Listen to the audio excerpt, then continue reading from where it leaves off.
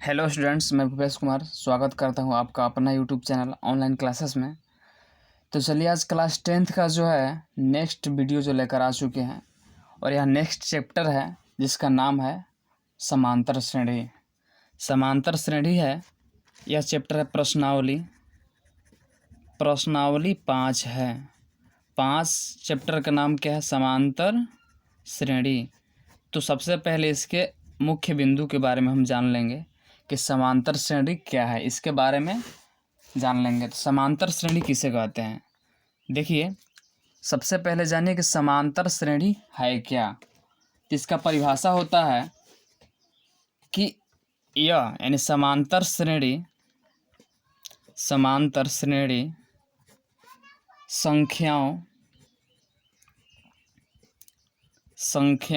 की एक ऐसी सूची है,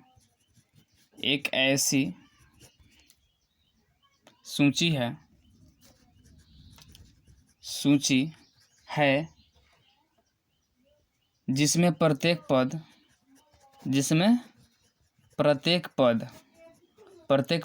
किसको छोड़ करके? पहले पद को छोड़ करके, यानी प्रत्येक आगे वाले पद जो है अपने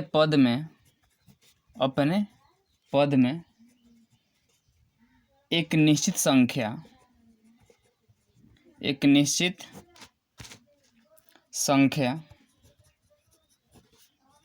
जोड़ने पर प्राप्त होता है। देखिए, समांतर श्रेणी संख्याओं की एक ऐसी सूची है जिसमें प्रत्येक अगला पद भी कह सकते हैं, जिसमें प्रत्येक अगला पद जो है अपने पीछे वाले पद में एक निश्चित संख्या जोड़ने पर प्राप्त होता है। जैसे देखिए, जैसे एग्जाम्पल में 10, 15, 20, 25 ... यह क्या समांतर श्रेणी में है? तो देखिए, यह समांतर श्रेणी में है। क्यों है?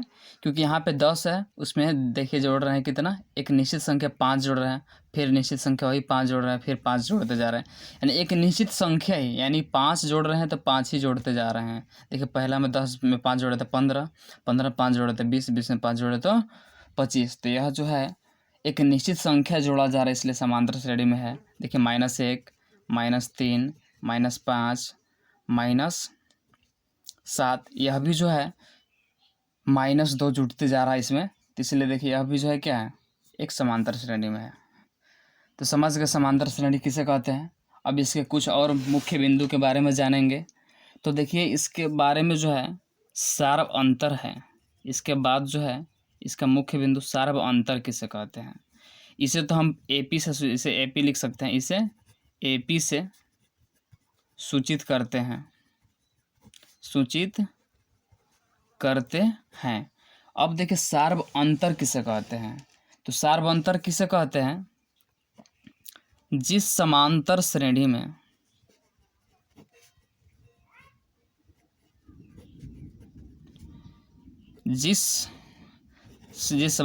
समांतर श्रेणी में जिस निश्चित संख्या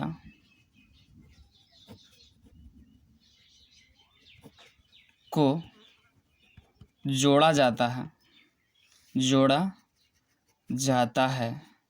उसे हम सार्व अंतर कहते हैं। समांतर श्रेणी में जिस निश्चित संख्या को जोड़ा जाता है, निश्चित संख्या देखिए इसमें 5 जोड़ा जा रहा है बार बार, उसको हम क्या कहते हैं? सार्व अंतर। इसे हम क्या से सूचित करते हैं? तो इसे डी से सूचित करते हैं, छोटा डी से सूचित करते हैं। समझ गए? अब देखिए, बात करते हैं, यह देखिए सार्व अंतर जो है यह क्या हो सकता है। तो सार्व अंतर, यह मुख्य बिंदु है, नोट कि सार्व अंतर जो है धनात्मक, ऋणात्मक या शून्य हो सकता है। सार्व अंतर जो है प्लस में भी हो सकता है। धनात्मक मतलब क्या होता है? प्लस। ऋणात्मक मतलब माइनस में भी हो सकता है, या शून्य भी जो है वह सार्वंतर हो सकता है। ठीक है, सार्वंतर ज्ञात करने के लिए क्या होता है, तो D बराबर A2 माइनस A1 या D बराबर A3 माइनस A2, यानी कि दूसरा पद माइनस पहला पद या तीसरा पद माइनस दूसरा पद, या D बराबर A4 माइनस A3, यानी कि आगे वाले पद में से पीछे वाले पद को घटाने पर जो है सार्वंतर ज्ञात होता है। समझ गए? तो सार्वंतर देखिए ज्ञात करना होगा, तो जैसे इसका सार्वंतर ज्ञात करना है, AP जो दिया है 10, 12, 14, 16, तो इसका सार्वंतर निकालने के लिए क्या होगा, इसको A1 बोलते हैं, इसको प्रथम पद, इसको दूसरा पद A2, इसको A3, इसको A4।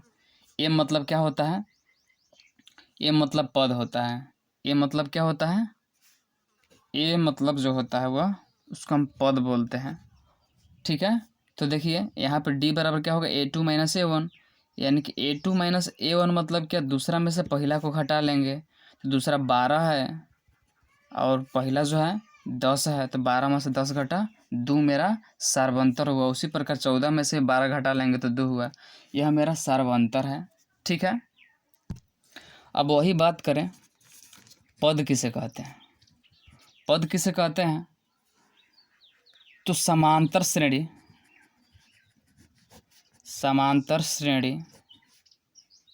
की प्रत्येक संख्या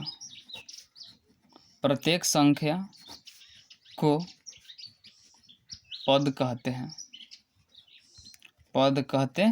हैं। इसे A1, A2, A3, A4 से सूचित करते हैं, डॉट सूचित करते हैं। समझ गए पद किसे कहते हैं? जैसे देखिए 10, 13, 16, 19, 21, यह जो AP है, तो इसमें पद कौन कौन है, यही सब है। यह A1 है, प्रथम पद को A1 बोलते हैं, द्वितीय पद को A2 बोलते हैं, तृतीय पद को A3 बोलते हैं, चौथा को A4 बोलते हैं, पांचवा को A5 बोलते हैं। तो आप समझ गए होंगे। तो देखिए इसमें जो है कुछ महत्वपूर्ण सूत्र है जो हमारे प्रश्नों में जो है, प्रश्नों को हल करने के लिए काम आएंगे, क्योंकि यह जो है चैप्टर बिना फार्मूला के कुछ नहीं हो सकता, इसलिए फार्मूला आना बहुत ज़रूरी है। तो पहला फार्मूला है, सूत्र है, देखिए आप समझिए गए, सार्वंतर किससे कहते हैं और प्रथम पद किससे सूचित करते हैं। तो सार्वंतर निकालने के लिए आप लोग समझिए गए, सार्वंतर ज्ञात करने के लिए क्या होता है, सार्वंतर ज्ञात करने के लिए क्या होता है, यानी D ज्ञात करने के लिए या तो A2 माइनस A1 या A3 माइनस A2 या A4 माइनस A3। ठीक है, यही जो है हम सार्वंतर ज्ञात करने के लिए होता है। यह भी पूछ देता है कि कोई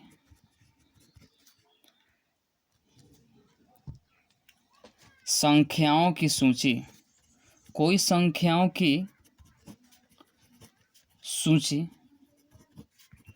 AP में कब होता है, AP में कब होता है, AP में कब होता है, इसका मतलब समांतर श्रेणी में कब होता है, तो जब सार्वअंतर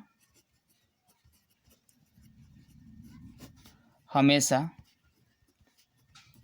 बराबर हो तब वह सूची AP में होता है। कैसे, देखिए जब D जो है यानी सार्वअंतर A2 माइनस A1 भी बराबर आना चाहिए A3 माइनस A2 के, और A4 माइनस A3 के, और A5 माइनस A4 सब आपस में बराबर हो, सब सार्वअंतर, तब AP में होता है। जैसे एक एग्जांपल ले लेते हैं, जैसे क्या यह मतलब 5, 10, 15, 20, 25 AP में है, इसको जांच करना हो तो देखिए हम क्या करेंगे, वही सार्वअंतर ज्ञात करेंगे। A2 माइनस A1 बराबर A3 minus A2, A4 minus A3, इतना ही जांच कर लेंगे, ज़्यादा दूर जाने की ज़रूरत नहीं है। तो 10 में से देखिए A2 ही है, A1 ही है, A1, A2, A3, A4, A5, तो A2 की जगह इसको A1 बोलते हैं, इसको A2 बोलते हैं, इसको A3 बोलते हैं, इसको A4 बोलते हैं, इसको A5 बोलते हैं। तो वही होगा सार्वंतर जब बराबर हो। A2 की जगह कितना है 10 है, A1 की जगह 5 है, A3 की जगह 15 है, A2 की जगह 10 है, इसकी जगह 20 है, इसकी जगह 15 है, A5 की जगह जो है 25 है, इसकी जगह 20 है। देखते हैं सब बराबर आता है कि 10 में से 5 घटा 5, 15 में से 10 घटा 5, 20 में से 15 घटा 5, 25 में से 20 घटा 5। क्या सब, चूँकि अब लिख देंगे, देखिए सब बराबर आ रहा है, तो चूँकि सार्व अंतर, चूँकि सभी सार्व अंतर समान है, इसलिए यह सूची AP में है। आप समझ गए? AP में कब होता है? जब सार्व अंतर क्या होता है? सभी सार्व अंतर बराबर हो। ठीक है, अब देखिए नेक्स्ट प्रश्न पे चलते हैं, मतलब नेक्स्ट सूत्र पे चलते हैं। इस प्रकार हमको सार्वंतर ज्ञात करना है। आप लोग समझ गए होंगे सार्वंतर कैसे ज्ञात करते हैं। ठीक है, अब इसका नेक्स्ट सूत्र है, देखिए यदि बोल दें, एक सूत्र होता है कि AN को ही बोलते हैं, TN भी बोलते हैं, बराबर, यह सूत्र होता है A + N-1 D होता है। जहाँ आप समझिएगा क्या होता है, जहाँ AN मतलब क्या होता है? nवां पद होता है। जब nवां पद ज्ञात करने के लिए हो तो हम AN का सूत्र प्रयोग करते हैं। nवां मतलब n की जगह n क्या है? तो n मतलब जो है पदों की संख्या। n क्या है? जहाँ n है वह पदों की संख्या, कितना पद है, 4 गो पद है, 5 गो पद है। जब बोल दे 5 पदों की संख्या ज्ञात करें, 6 पदों की संख्या ज्ञात करें, तो हम यही an वाला सूत्र प्रयोग करेंगे। अब a जो है आप लोग समझ रहे हैं क्या है? a जो है प्रथम पद, a को क्या बोलते हैं? प्रथम पद, क्योंकि यहाँ पे 1 छुपा हुआ था। तो a मतलब क्या होता है? प्रथम पद। अब n मतलब समझ रहे हैं पदों की संख्या, और d मतलब क्या होता है? तो d मतलब सार्व अंतर होता है। तो सार्व अंतर भी ज्ञात करना होता है।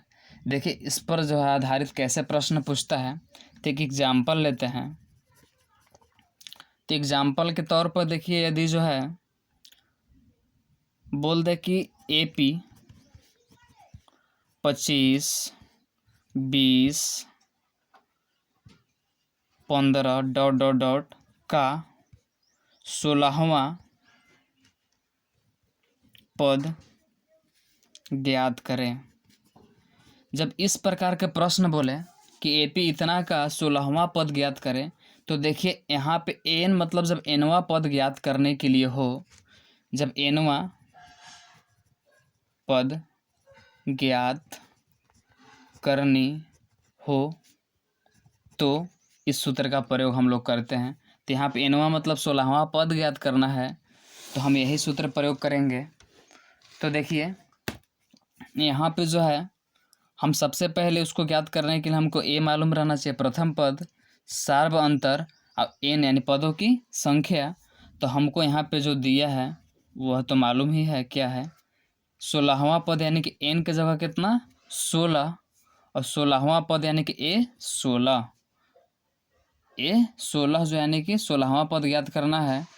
और देखिए इसका प्रथम पद क्या होता है, तो प्रथम पद जो है मेरा यह 25 है।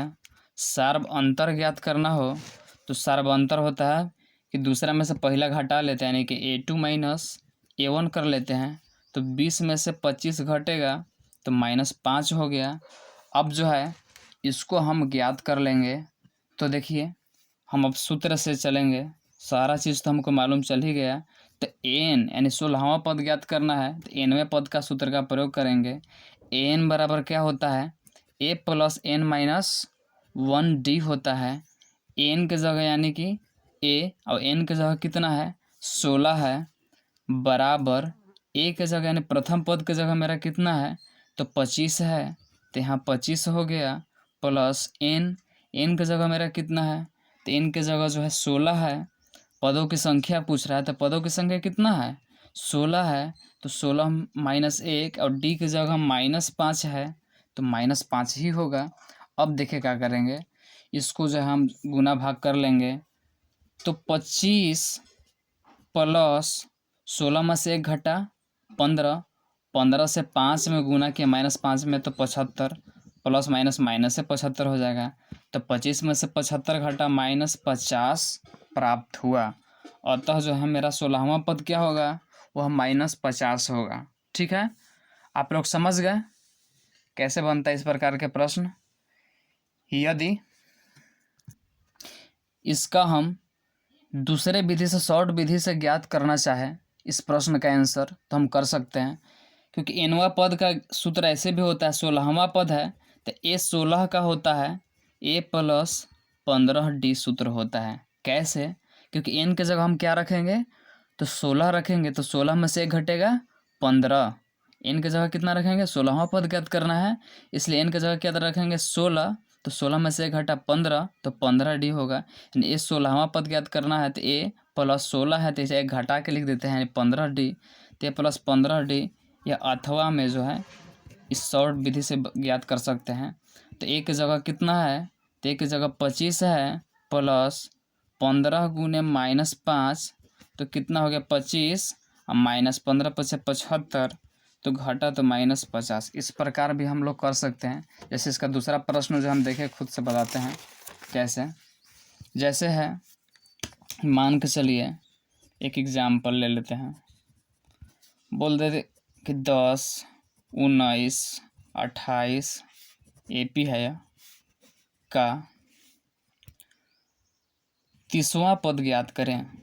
30वां पद ज्ञात करें तो इसको शॉर्ट विधि से बनाना हो तो हम लोग क्या करेंगे, इसको सबसे पहले a प्रथम पद ज्ञात कर लेंगे, 10 है, सार्वंतर ज्ञात करेंगे तो 19 में से 10 घटाएंगे, यानी दूसरा में से पहला पद यानी कि 9 हुआ।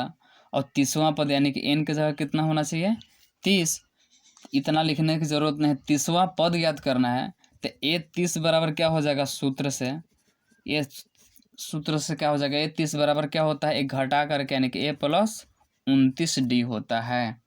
ये 30वां पद का क्या होता है, a + 29d, इसलिए a की जगह क्या हो गया, a की जगह 10 है प्लस 29 और d की जगह 9 है, जिसको गुना कर लेंगे, 9 9 81, 9 दूना 18, 8 26, 29 9 में 261, जोड़ेंगे तो 271। इस प्रकार मेरा जो है यह आंसर हो गया।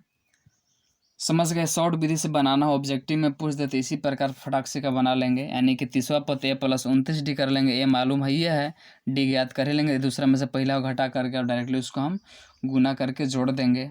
आप लोग समझ गए होंगे इस प्रकार से। तो यदि जो है ऐसे बनाना होगा तो आप लोग बना सकते हैं। लॉन्ग विधि से तो समझ ही रहे हैं, यह सूत्र किस प्रकार बना आप लोग समझ ही रहे हैं कैसे बना। तो यह सूत्र जो है हम जानते हैं कि an का क्या होता है, तो an का होता है a + n - 1d होता है। तो a n की जगह कितना था 30 था, a n की जगह कितना था 30 था -1d, तो a + 30 में से घटा 29d। तो हम समझ गए आप लोग कि कैसे यहाँ पे + 29d डायरेक्टली सूत्र प्रयोग कर लेंगे, क्योंकि हमको ये करने पर इतना ही आएगा, 30 में से घटेगा 29 इस सूत्र के अनुसार, तो हम डायरेक्टली जो है इस सूत्र का प्रयोग कर सकते हैं। यह जो है समझ गए होंगे आप लोग। तो ठीक है, अब नेक्स्ट जो है, और देखिए इसमें जो है इसी सूत्र से हम बहुत कुछ प्रश्न ज्ञात कर सकते हैं। प्रश्नों के हल कभी कभी दे दिया जा रहता है कि a दिया रहता है, n दिया रहता है, d निकालना रहता है, तो हम यदि जो है इस तीनों में से देखिए इस सूत्र जो है n बराबर जो है a + n - 1d है। इस सूत्र से हम बहुत सारे प्रश्नों को हल कर सकते हैं। जैसे अगर a दिया है यानी प्रथम पद दिया हो, पदों की संख्या दिया हो, सार्वंतर दिया हो तो n निकाल लेते हैं। और जब अंतिम पद दिया रहे, पदों की संख्या दिया रहे, i दिया रहे और हमको सार्वंतर ज्ञात करना हो तो वो भी ज्ञात कर लेते हैं। यानी कि इसमें से या तो nवां पद ज्ञात करना हो, या प्रथम पद ज्ञात करना हो, या पदों की संख्या ज्ञात करना हो, या जो है सार्वंतर ज्ञात करना हो, तो इस सब को ज्ञात करना हो तो हम इसी का सूत्र प्रयोग करते हैं, याद रखिएगा। ठीक है, अब नेक्स्ट फार्मूला जो है, एक फार्मूला तो यह हो गया फर्स्ट फार्मूला, और दूसरा जो है एक होता है, दो ही सूत्र पे जो अधिकांश यह बन जाएगा। दूसरा फार्मूला क्या होता है, तो यह जो है पदों की संख्या क्या होता है, अब जो होता है n पदों का योग का सूत्र। n पदों का योग निकालना हो तो हमारा सूत्र क्या होता है, तो Sn बराबर होता है n बटा में 2 कोष्ठ में 2a प्लस n-1 d होता है। यह मेरा सूत्र होता है, या n बटा 2 कोष्ठ में a प्लस l होता है। समझ गए आप लोग। ये दोनों में से पदों का योग निकालने के लिए या तो n बटा 2 और बड़ी कोष्ठ दे मंझली कोष्ठ दे करके 2a प्लस n-1 d होना चाहिए, या n बटा 2 और कोष्ठ में a प्लस l। ये दोनों सूत्र का प्रयोग कर सकते हैं, दोनों में से कोई एक का। तो देखिए कब जो है किसका जो है सूत्र, कौन सा सूत्र प्रयोग करने में इजी रहता है, तो जब हमको यहाँ पे सार्व अंतर मालूम हो, यानी कि अंतिमवा पद नहीं मालूम हो, खाली n मालूम हो, a मालूम हो, d मालूम हो, तो हम यह सूत्र प्रयोग करते हैं। लेकिन कभी कभी प्रथम पद दिया रहता है और अंतिमवा पद दिया रहता है, पदों की संख्या दिया रहता है, तब हम यह सूत्र प्रयोग करते हैं। क्योंकि इसमें आप लोग जान ही रहे इसमें क्या क्या है, तो बताते हैं। जहाँ Sn मतलब क्या होता है, पदों का योग, n पदों का योग है यह। और जो है आप लोग n मालूम ही है, आप लोगों को पदों की संख्या होता है, a प्रथम पद होता है, n जो है पदों की संख्या होता है, d सार्व अंतर होता है। तो हमको एक सिर्फ जो है अनजान है किससे, l से है। तो l मतलब क्या होता है, तो अंतिमवा पद, अंतिम पद जो है वह l होता है। इसी को क्या बोलते हैं, an भी बोलते हैं। an या l दोनों को ही क्या बोलते हैं हम लोग, अंतिमवा पद बोलते हैं। तो समझ गए आप लोग कि जब अंतिम पद और प्रथम पद और पदों की संख्या दिया रहे तब हम इस सूत्र का प्रयोग करते हैं, और जब अंतिम पद नहीं दिया रहे और पदों का योग निकालना हो तो हम इस सूत्र का प्रयोग करते हैं। तो यही दो सूत्र जो है, यानी पहला और दूसरा, ये दोनों सूत्र जो है हमारा प्रश्नावली 5 पॉइंट का जो है सारे प्रश्नों को हल कर देंगे। ठीक है, तो चलिए अब प्रश्नावली 5.1 पे चलते हैं। प्रश्नावली 5.1 क्या कह रहा है, देखिए प्रश्नावली 5.1 के प्रश्नों पर चलते हैं। तो कह रहा है कि निम्नलिखित स्थितियों में से किन स्थितियों में संबंध संख्याओं की सूची AP है और क्यों। यह स्थितियां दिया गया है, इसमें से किन स्थितियों में बताना है कि संबंध संख्याओं की जो सूची है वह AP में है, और AP में है तो वह क्यों AP में है यह बताना है। तो सबसे पहले इसको हम सूची बना लेंगे। अभी तो यह जो प्रश्न दिया है यह प्रश्न रूप में है, इसको हम सूची तैयार करना है। तो सबसे पहले इस प्रश्न को चलिए पढ़ते हैं। यह कह रहा है प्रत्येक किलोमीटर के बाद का टैक्सी का किराया, जबकि प्रथम किलोमीटर के लिए किराया 15 रुपये है और अतिरिक्त किलोमीटर के लिए किराया 8 रुपया है, तो प्रत्येक किलोमीटर के बाद के टैक्सी का किराया निकालना है। तो देखिए सबसे पहले प्रथम किलोमीटर का जो है, प्रथम किलोमीटर का किराया कितना है, तो प्रथम किलोमीटर का किराया जो है वह 15 रुपये है। अब जो है अतिरिक्त बोल रहा है, अतिरिक्त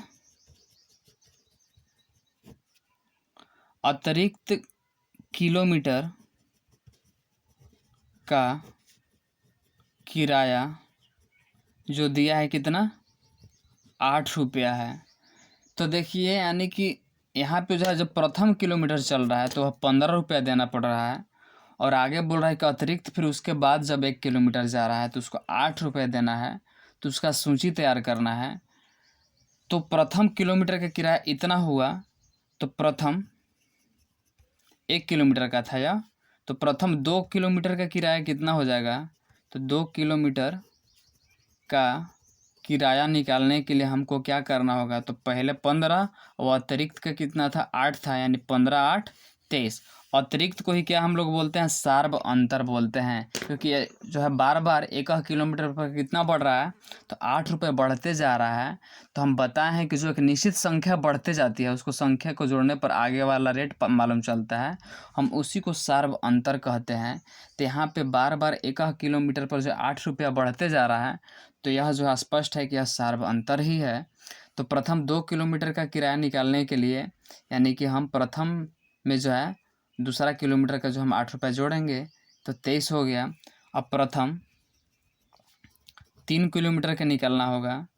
3 किलोमीटर का किराया तो कितना होगा, तो 23 में जो है हम कितना जोड़ेंगे और 8 जोड़ देंगे, एक जो है 1 किलोमीटर का, तो 23 8 कितना हो गया, 31 हो गया। इस प्रकार यह बढ़ते जाएगा।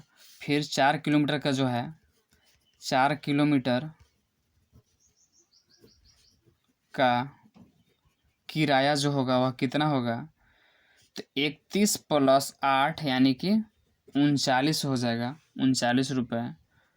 तो इसको जो हम सबसे पहले हम सजाएंगे, एपी में सजा देते हैं। एपी में सजाने पर तो सजाएं तो यहाँ पे कितना हुआ, प्रथम किलोमीटर का 15 रुपया, दूसरा किलोमीटर का 23 रुपया, तीसरा किलोमीटर का 31 रुपया और चौथा किलोमीटर का 39 रुपये। अब जांच करेंगे क्या एपी में है या नहीं है। तो सर्वप्रथम जो हम क्या करते हैं जांच करने के लिए एपी में, तो सार्व अंतर जब बराबर हो सब, यानी कि A2 - A1 और A3 - A2 और A4 - A3 सब बराबर हो तो वह एपी में होता है। तो 23 में से 15 घटा, -31 - 23 घटा और 39 - 31 घटा, 33 में से 23 में से 15 घटा 8 हुआ, 31 में से 23 घटा कितना हुआ, तो 8 हुआ। यहाँ पे 39 में से 31 घटा वह भी 8 हुआ। ठीक है, तो चूंकि यह सार्व अंतर समान है, चूंकि सार्व अंतर एक समान है, अतः यह एपी में है। ठीक है, आप लोग समझ गए एपी में क्यों होता है। तो एपी में जब सार्व अंतर बराबर आए तो एपी में होता है, और वह सार्व अंतर बराबर नहीं हो तो एपी में नहीं होता है। तो इसी प्रकार इसका दूसरा, तीसरा, चौथा प्रश्न को आप लोग खुद से बना लीजिएगा। और इस प्रकार के प्रश्न जो खास करके अधिकांश जो पूछता नहीं है एग्जाम में, इसलिए बस एक ही इसका बता दे रहा हूँ कि जब भी निकालना हो तो इस प्रकार निकालिएगा। अब इसका दूसरा नंबर प्रश्न पर चलते हैं, लेकिन चलने से पहले जो है अगर इसमें चलेंगे तो बहुत ज़्यादा लॉन्ग वीडियो हो जाएगा, इसलिए नेक्स्ट प्रश्न जो है अगले वीडियो में लेकर हम आएंगे। तो यदि आप लोग को यह जो है वीडियो पसंद आया होगा तो इसको लाइक करें, शेयर करें और सब्सक्राइब कर लें। और मेरे यूट्यूब चैनल में जा कर के वहाँ से आप लोग 10th की अच्छी से तैयारी करना चाहते हैं तो वहाँ पर प्लेलिस्ट दिया गया है सारे सब्जेक्ट का। मैथ का अलग है, साइंस का अलग है, तो सब सब्जेक्ट का जो है बारी बारी से देख करके उसका अध्ययन करें। और उसका आप लोग को हम बार बार बोलते हैं कि उसका एक नोट्स कॉपी बना लीजिए, ताकि परीक्षा के समय जो है आप उसको देख करके रिवीजन करके जाइए और परीक्षा में जो है अच्छे अंक प्राप्त करें। ठीक है, तो यह वीडियो देखने के लिए आज के लिए बस इतना ही। धन्यवाद।